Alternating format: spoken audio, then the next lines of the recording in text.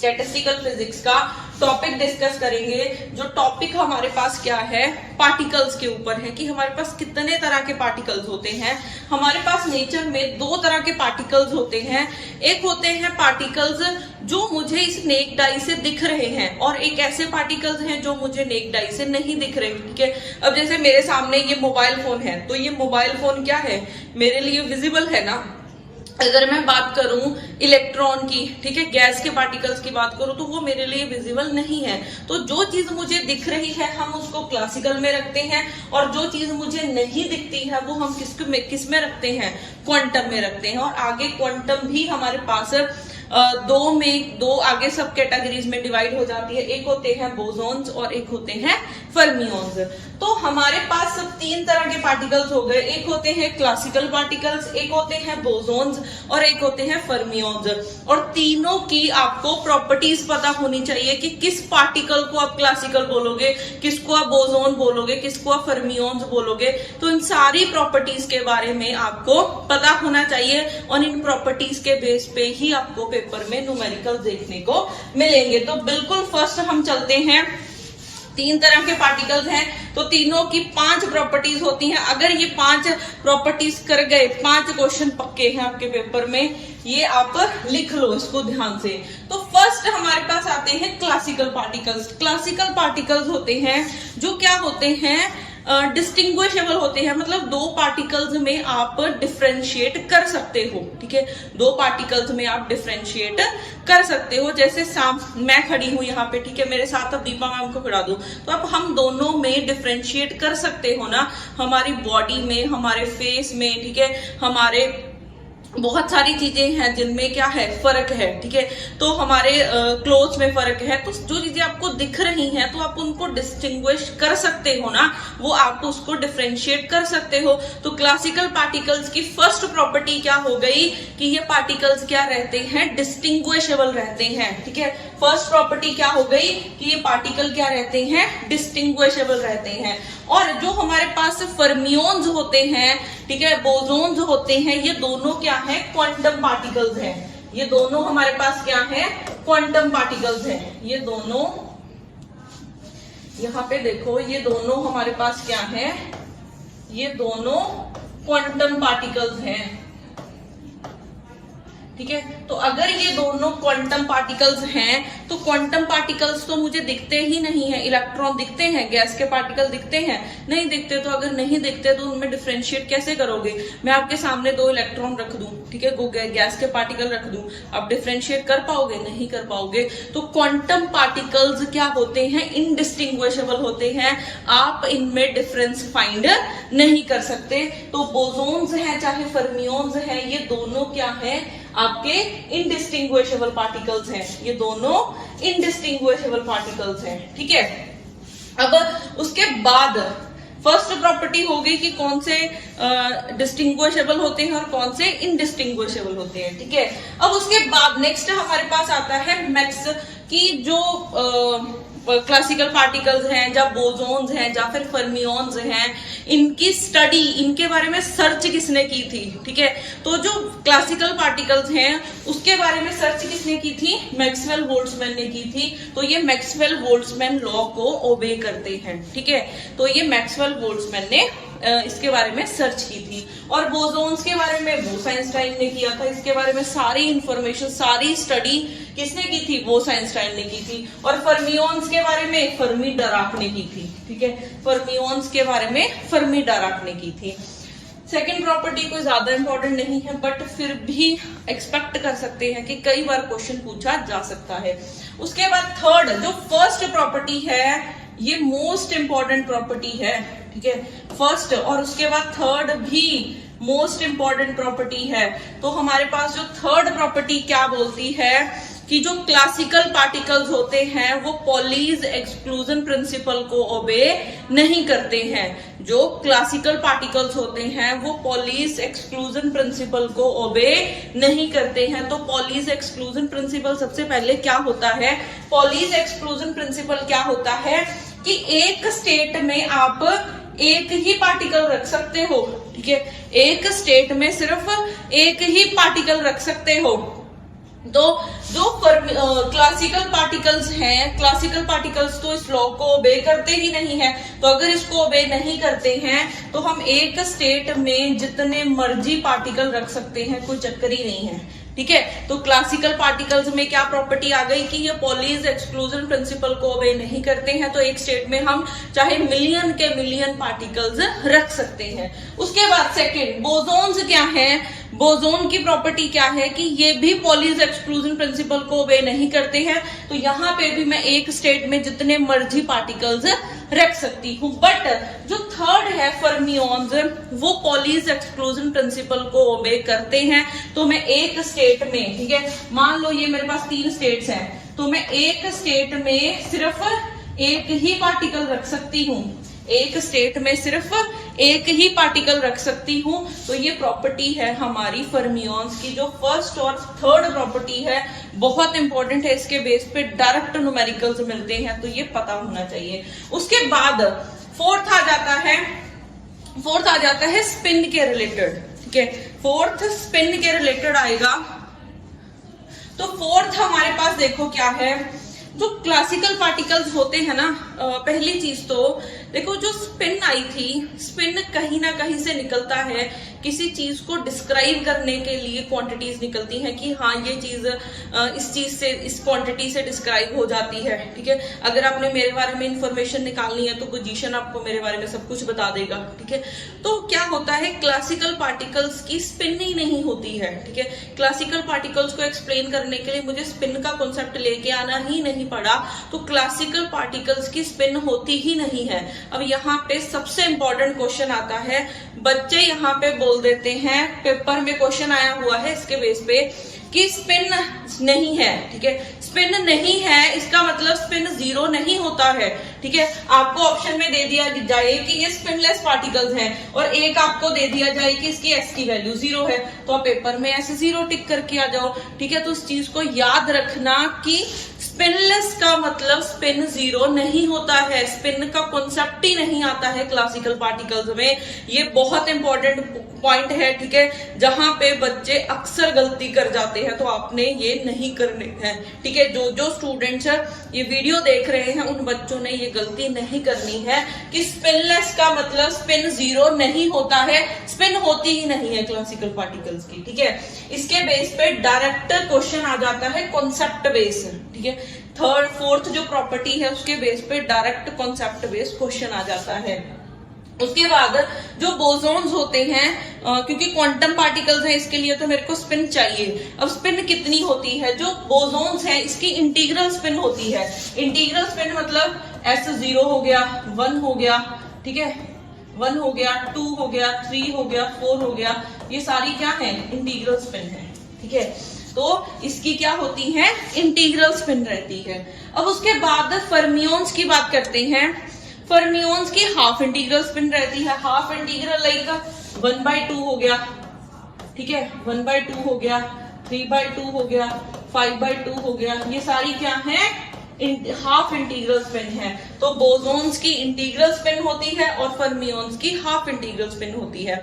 अब इसकी fifth property अभी नहीं करेंगे, फिफ्थ प्रॉपर्टी अभी मैं 1-2 न्यूमेरिकल्स करवाऊंगी। तो फिफ्थ प्रॉपर्टी की जरूरत हमें क्यों पड़ी, ठीक है, वो मैं बताऊंगी, तब आपको ये फिफ्थ प्रॉपर्टी समझ में आएगी। बट उससे पहले आपको इसकी कुछ एग्जांपल्स पता होनी चाहिए। क्लासिकल पार्टिकल्स की एग्जांपल ये सब कुछ है मेरे सामने, ये मोबाइल है, स्टैंड है, लाइट्स है, ये रूम है, ये सारे क्लासिकल की एग्जांपल्स हैं। मैं खुद क्लासिकल पार्टिकल हूं एक, ठीक है, तो ये सारी चीजें क्लासिकल की एग्जांपल्स हैं। जो बोसोन्स है इसकी जो एग्जांपल है वो होते हैं फोटोन्स, ठीक है, या फिर ग्रेविटोन्स। फोटोन्स हो गया, ग्रेविटोन्स हो गया, ये सारे क्या है? मैसोन्स हो गए, ये सारे बोसोन्स की एग्जांपल है। फर्मियोन में क्या आ जाते हैं? इलेक्ट्रॉन आ जाते हैं, ठीक है, न्यूट्रॉन है, प्रोटॉन है, ये सारी एग्जांपल्स हैं किसकी? फर्मियोन्स की। ठीक है, तो अभी तक हमने 4 प्रॉपर्टीज की हैं और चारों की चारों बहुत इंपॉर्टेंट है। अब हम प्रॉपर्टीज को समझेंगे बाय एग्जांपल्स, ठीक है, तो अभी हम इन प्रॉपर्टीज को समझेंगे बाय एग्जांपल्स। तो नेक्स्ट देखो, अब एमसीक्यूज करते हैं इसके। तो एमसीक्यूज में बिल्कुल फर्स्ट क्वेश्चन हमारे पास क्या आता है, ठीक है, कि हमारे पास कितने हैं, 2 पार्टिकल्स हैं हमारे पास, ठीक है। हमारे पास क्या है, 2 पार्टिकल्स हैं और 2 ही एनर्जी स्टेट्स हैं, ठीक है। 2 पार्टिकल्स हैं और 2 ही एनर्जी स्टेट्स हैं। ये दे रखा है ना, consider a system of 2 particles which can occupy any of the 2 single energy states, ठीक है। 2 एनर्जी स्टेट्स होती हैं। अब यहाँ पे इस लेक्चर में हम बहुत सारे क्वेश्चंस दे रखे हैं, इसमें बहुत सारे पार्ट है, मैक्रो स्टेट, माइक्रो। मैं सिर्फ नंबर ऑफ वेज की बात करूंगी यहाँ पे। क्वेश्चन हम कैसे इस लेक्चर में हम कैसे क्वेश्चन सॉल्व करेंगे कि जैसे 2 पार्टिकल्स को 2 एनर्जी स्टेट्स में रखना है तो कितने वेज से हम इसको अरेंज कर सकते हैं। तो जो नंबर ऑफ वेज होते हैं उसको माइक्रो स्टेट भी बोलते हैं, ठीक है। जो नंबर ऑफ वेज होते हैं उसको हम माइक्रो स्टेट्स भी बोल देते हैं, ठीक है। इस लाइन को लिख लो, नंबर ऑफ वेज को हम माइक्रो स्टेट भी लिख देते हैं। तो ये पॉइंट आपको पता होना चाहिए। अब हमारे पास क्या है कि 2 पार्टिकल्स हैं, 2 एनर्जी स्टेट्स हैं। अब हमने करना क्या है कि अगर ये 2 पार्टिकल क्लासिकल पार्टिकल होते, अगर ये 2 बोसॉन्स होते तो कितने वेज बनेंगे, अगर 2 पार्टिकल फर्मियोन्स है तो कितने वेज बनेंगे, ये निकालना है हमने, ठीक है। अब क्लासिकल पार्टिकल की एग्जांपल याद करो, एग्जांपल बोल रही हूँ, प्रॉपर्टी याद करो। प्रॉपर्टी क्या थी कि ये पहली चीज, ये क्या होते हैं, डिस्टिंग्विशेबल होते हैं। डिस्टिंग्विशेबल मतलब कि आप 2 पार्टिकल्स में डिफरेंस फाइंड कर सकते हो, ठीक है। जो क्लासिकल पार्टिकल्स होते हैं वो क्या होते हैं, डिस्टिंग्विशेबल पार्टिकल होते हैं। तो अगर ये डिस्टिंग्विशेबल पार्टिकल हैं तो 2 पार्टिकल्स में हम डिफरेंस फाइंड कर सकते हैं। तो 2 पार्टिकल्स को मैंने ले लिया है, एक ए ले लिया है, एक क्या ले लिया है, बी ले लिया है, ठीक है। इसको हमने 2 ले लिए हैं, एक ले लिया है ए और एक हमने ले लिया है बी, ठीक है। अब सेकेंड प्रॉपर्टी क्या होती है कि ये पॉलीज एक्सक्लूजन प्रिंसिपल को ओबे नहीं करते हैं। तो अगर पॉलीज एक्सक्लूजन प्रिंसिपल को ओबे नहीं करेंगे तो हम एक स्टेट में सिर्फ एक स्टेट में ओबे नहीं कर रहे हैं, ये पॉलीज एक्सक्लूजन प्रिंसिपल को ओबे नहीं कर रहे हैं तो एक स्टेट में हम जितने मर्जी पार्टिकल्स रख सकते हैं। तो ये 2 प्रॉपर्टीज याद रखना। तो अभी हमारे पास क्या है, 2 एनर्जी स्टेट्स हैं, ठीक है।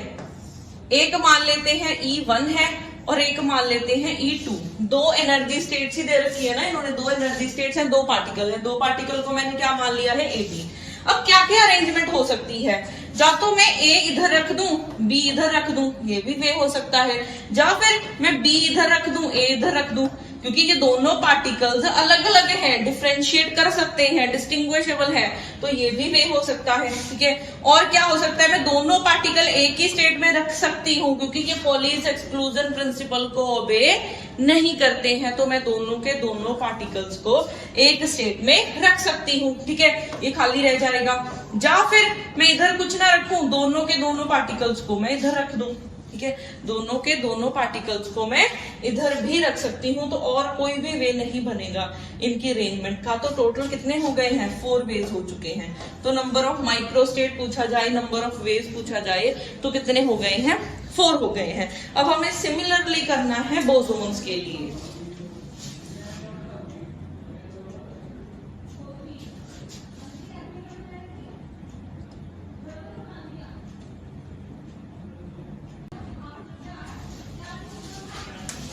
अब हमने नेक्स्ट करना है बोसोन्स के लिए। तो बोसोन्स के लिए क्या होगा, बोसोन की प्रॉपर्टी क्या है कि इनडिस्टिंग्विशेबल है। इनडिस्टिंग्विशेबल मतलब मैं 2 पार्टिकल्स में डिफरेंस फाइंड नहीं कर सकती, तो मैं पार्टिकल्स को क्या लिखूंगी, ए लिखूंगी, ठीक है। यहाँ पे हम डिफरेंशिएट कर पा रहे थे तो मैंने ए बी लिखा था, यहाँ पे डिफरेंशिएट नहीं कर पा रही तो मैंने क्या लिखा है, ए लिखा है।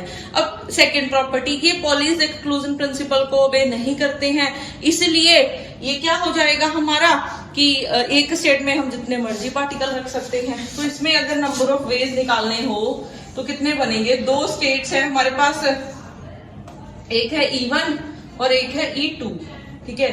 तो यहाँ पे क्या है कि या तो मैं ऐसे रख सकती हूँ कि सिंगल सिंगल रख दूं, ठीक है, या तो मैं सिंगल सिंगल पार्टिकल रख सकती हूँ, या फिर मैं दोनों के दोनों एक स्टेट में भी रख सकती हूँ।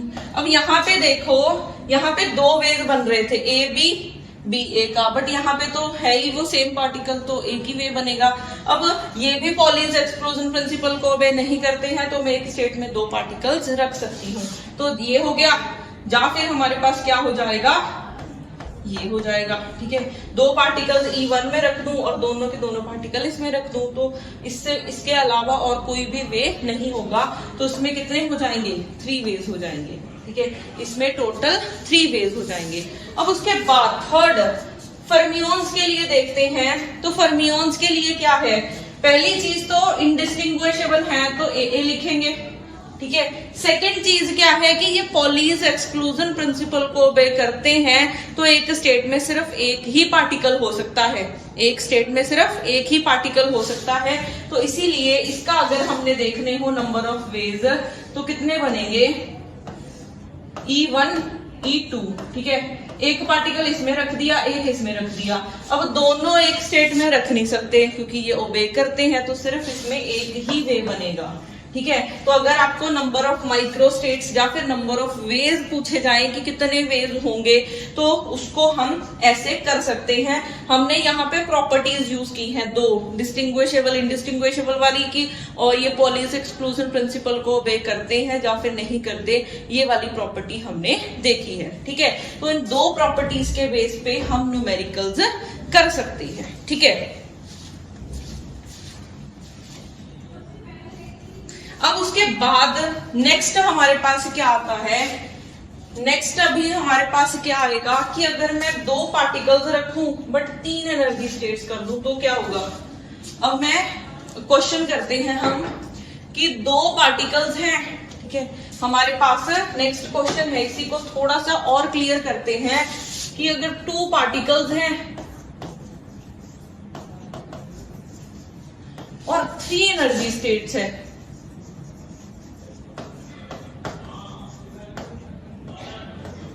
कि दो पार्टिकल्स हैं और 3 एनर्जी स्टेट्स हैं, तो कैसी अरेंजमेंट होगी। फर्स्ट, अगर ये क्लासिकल पार्टिकल हुए तो कितनी अरेंजमेंट बनेगी,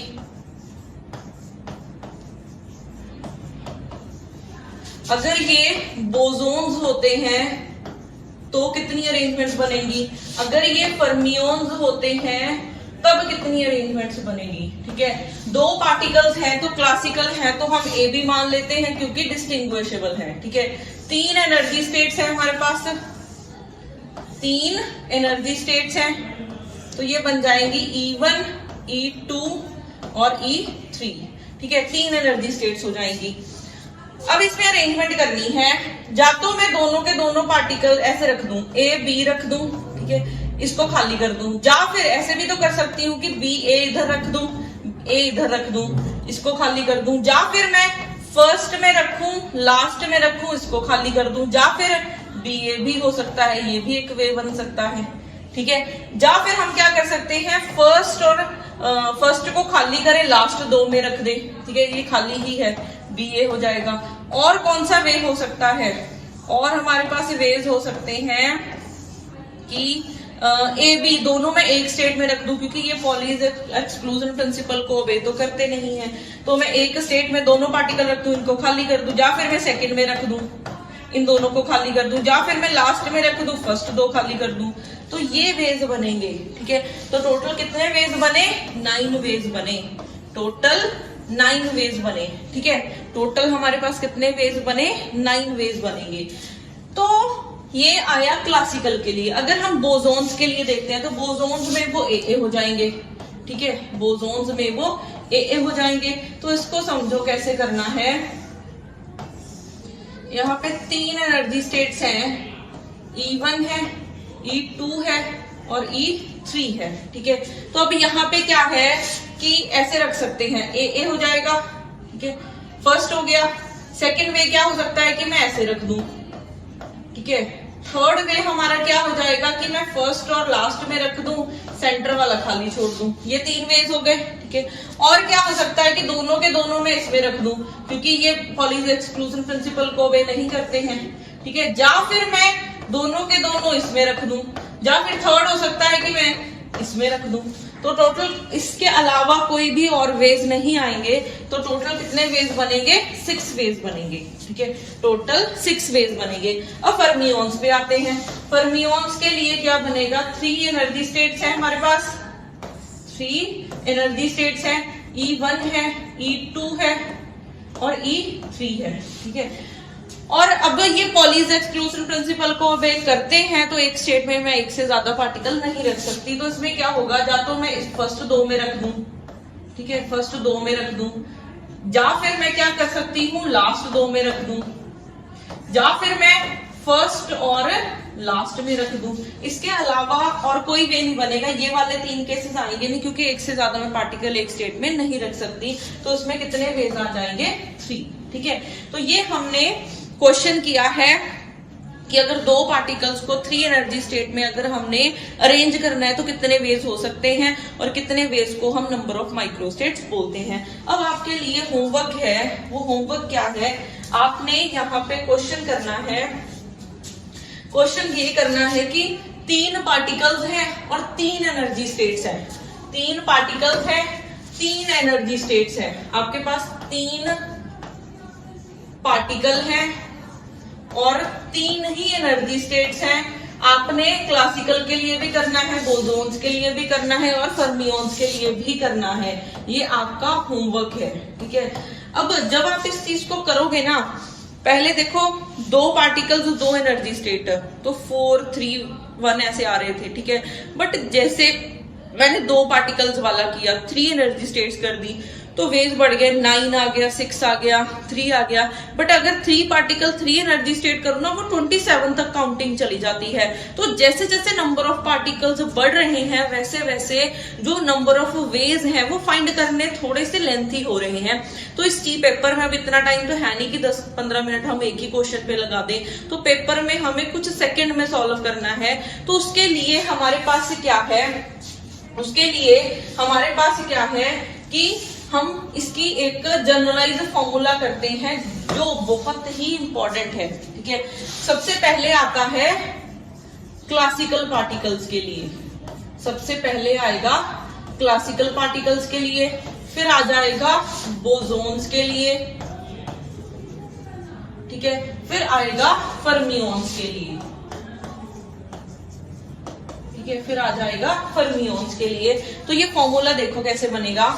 नंबर ऑफ माइक्रोस्टेट्स या फिर नंबर ऑफ वेव्स को मैं ओमेगा से डिनोट कर रही हूं। तो इसमें फॉर्मूला क्या है, फॉर्मूला इसमें क्या है, g की पावर n, ठीक है, g की पावर n। अब g क्या है, n क्या है, n है नंबर ऑफ पार्टिकल्स, n क्या है, नंबर ऑफ पार्टिकल्स, और जो g है वो है number of energy states, number of energy state. तो 2 चीजें हैं, एक हमने नंबर ऑफ पार्टिकल्स देखे, एक नंबर ऑफ एनर्जी स्टेट्स देखी। तो n नंबर ऑफ पार्टिकल्स हैं और g क्या है, नंबर ऑफ एनर्जी स्टेट्स। तो यहाँ पे फॉर्मूला क्या है कि जब भी नंबर ऑफ वेव्स या नंबर ऑफ माइक्रोस्टेट निकालनी हो तो g की पावर n कर देनी है आपने, ठीक है। बोसोन्स के लिए क्या बनेगा, ये फॉर्मूला होता है n प्लस g माइनस 1 का फैक्टोरियल, ठीक है। इसको दोबारा लिख देते हैं,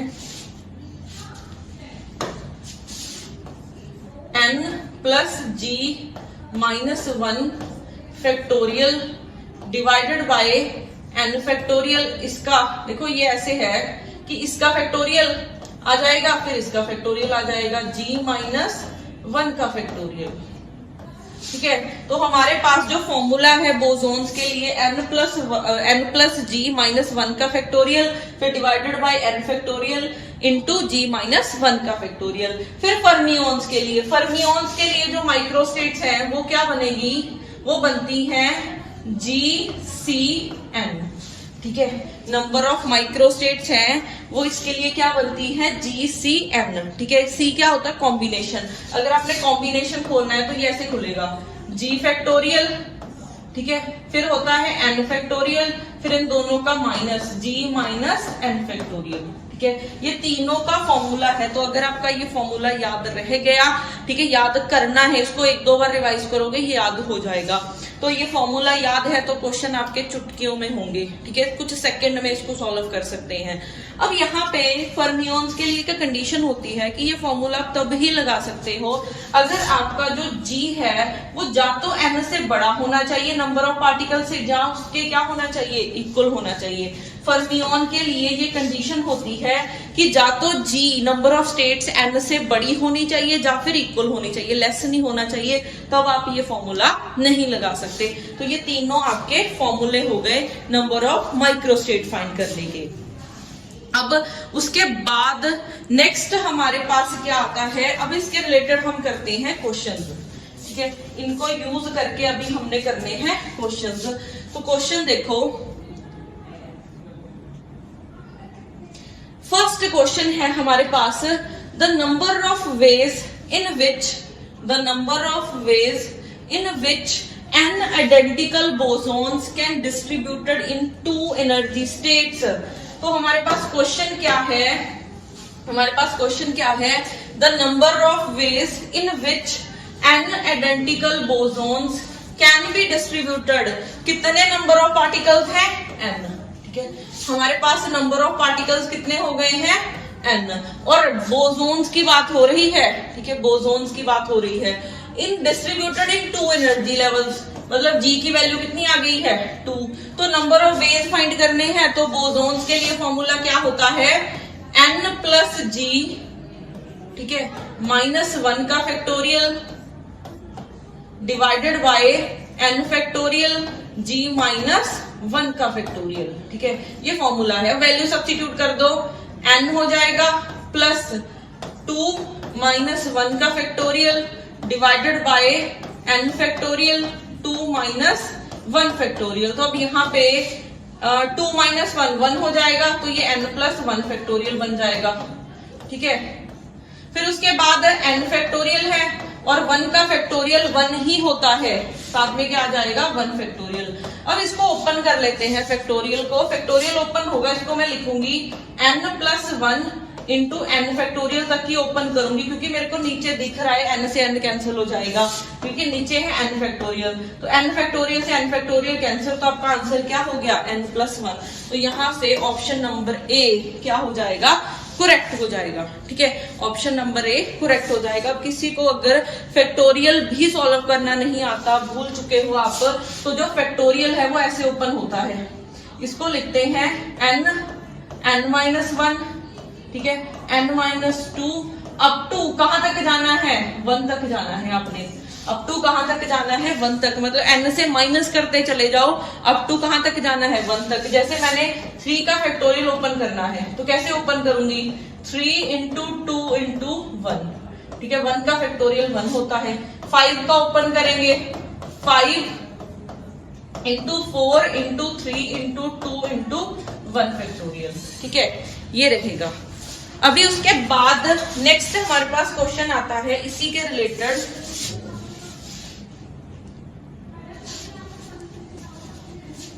अब हमारे पास जो नेक्स्ट क्वेश्चन है वो आता है number of ways of distributing 11 indistinguishable bosons in 3 different energy levels. अब हमारे पास क्या है, नंबर ऑफ पार्टिकल्स कितने हैं, 11 है। अब हमारे पास जो नंबर ऑफ पार्टिकल्स हैं वो क्या है, 11। तो n की वैल्यू हो गई है 11 और 3 डिफरेंट एनर्जी स्टेट्स, तो G की वैल्यू कितनी हो गई है, 3 हो गई है, G की वैल्यू कितनी हो गई है, 3, ठीक है। अब बोसोन्स की बात कर रहे हैं, तो अगर बोसोन्स की बात कर रहे हैं तो फॉर्मूला क्या था, n प्लस G, ठीक है, n प्लस G -1 का factorial divided by n factorial G -1 factorial.